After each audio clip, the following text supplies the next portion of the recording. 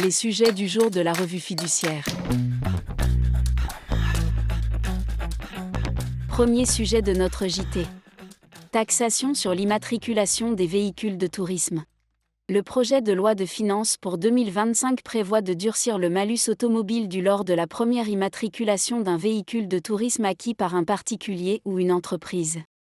Le seuil de déclenchement du malus CO2 serait ainsi progressivement abaissé, dès 2025, et son montant maximum atteindrait 90 000 €, à partir de 2027, pour les véhicules les plus polluants. Quant au malus au poids, il s'appliquerait dès 1,6 tonnes à partir de 2026. Les mécanismes de réfaction applicables aux véhicules d'occasion seraient également aménagés.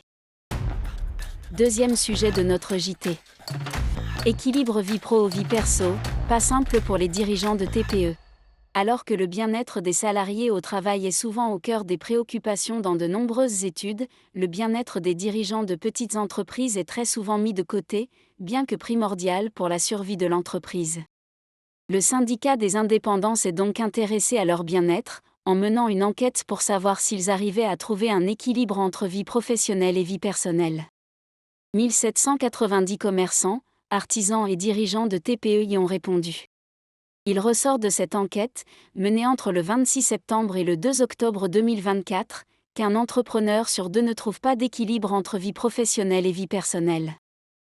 Et 74% pensent que leur statut de chef d'entreprise est un frein à leur vie sociale en général. Rappelons que le fait d'être chef d'entreprise entraîne de lourdes responsabilités aussi bien personnellement, notamment une responsabilité financière, qu'envers d'éventuels collaborateurs. C'est pourquoi 72% d'entre eux envisagent de cesser leur activité indépendante pour redevenir salariés, et ce faisant, ne plus engager leur bien personnel et avoir des revenus stables.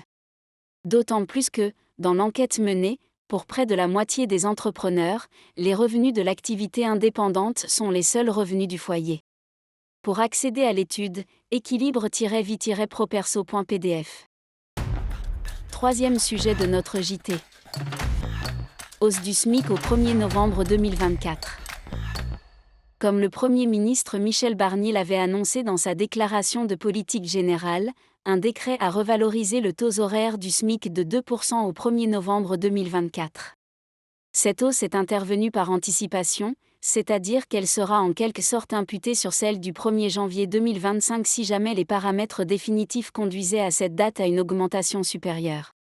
Au 1er novembre 2024, le SMIC horaire brut est ainsi passé de 11,65 € à 11,88 € en métropole, en Guadeloupe, en Guyane, en Martinique, à La Réunion, à Saint-Barthélemy, à Saint-Martin et à Saint-Pierre-et-Miquelon. Depuis cette date, le SMIC mensuel brut d'un salarié mensualisé est donc égal à 1 801,80 €, plus 34,88 € brut par mois, pour une durée collective du travail de 35 heures hebdomadaires. À Mayotte, le SMIC horaire brut a été relevé de 8,80 € à 8,98 € au 1er novembre 2024, soit 1 361,97 € par mois, plus 27,30 € brut par mois, pour un salarié mensualisé soumis à une durée collective du travail de 35 heures hebdomadaires.